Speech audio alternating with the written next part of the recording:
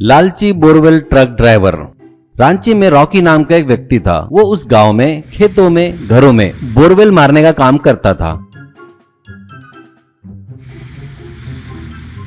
वो बहुत लालची किस्म का आदमी था। लोग उसे अगर 200 फीट बोरवेल मारने को कहते तो वो सिर्फ 150 फीट ही मारता था और 200 फीट के पैसे वसूल करता था और उन पैसों से अपने दोस्तों के साथ मिलकर पार्टी करता था, पीता था और एंजॉय करता था। ऐसे ही एक दिन एक आदमी के यहाँ बोरवेल मारता है। पानी फुल आता है, उससे वो 2 मटकों में पानी भर देता है। अब रॉकी उनसे, वाह जीतू भाई, बहुत ही किस्मत वाले हो। ये पानी की धार नहीं, अमृत की धार है। अब आपको फिक्र करने की बिल्कुल जरूरत नहीं। आसपास के गांव में आपके बोरवेल को लगा पानी किसी को भी नहीं लगा। सच में बहुत ही जबरदस्त किस्मत है तुम्हारी। अब अगर मुझको पैसे दिए तो मैं यहाँ से चला जाता हूँ। ये सुनकर, क्या रे रॉकी, 200 फीट बोला तो 100 फीट ही बोर मारा, क्यों, ये क्या है? रॉकी, क्या भाई मजाक कर रहे हो? मैं तो 200 फीट बोरवेल मारा हूँ। यकीन न हो तो गिन लो। लेकिन मुझे देने वाले पैसे में से 1 भी रुपए कम हुआ ना तो बाजू की मिट्टी लाकर बोरवेल में भर दूंगा। इतना ही नहीं, जिंदगी में दोबारा तेरे यहाँ कोई बोरवेल मारने नहीं आएगा, ऐसा कर दूंगा। ऐसा कहता है। ये सुनकर जीतू घबराकर चुपचाप उसे पैसे लाकर देता है।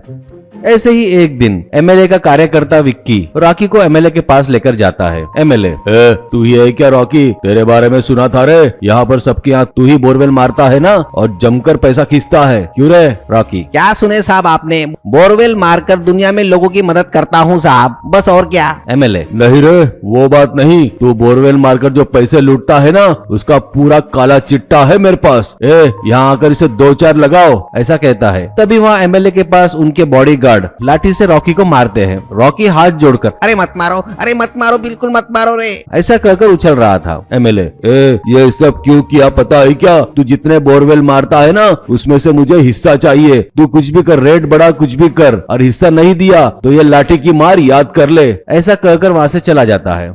अब रॉकी से विक्की, ये हमारा एमएलए थोड़ा पागल है, ऐसा ही काम करता है। हर चीज डरा धमका कर लेना चाहता है। इलेक्शन का टाइम नजदीक आ गया है, इसलिए उसका हिस्सा चुपचाप दे दे और जिंदा रह ले। रॉकी, भाई पहले ही ऐसे लोगों से मुझे बहुत डर लगता भाई, मुझे जो मिलता मैं उन्हें दे दूंगा। ऐसा कहकर चला जाता है। अब रॉकी बहुत सोचता है और अपने दोस्तों के साथ पीते हुए एमएलए के बारे में सोचकर बहुत गुस्से से चिढ़ता है। ऐसे ही बहुत सोचकर एक प्लान बनाता है। एक दिन अपने दोस्त की ट्रैक्टर ले जाता है।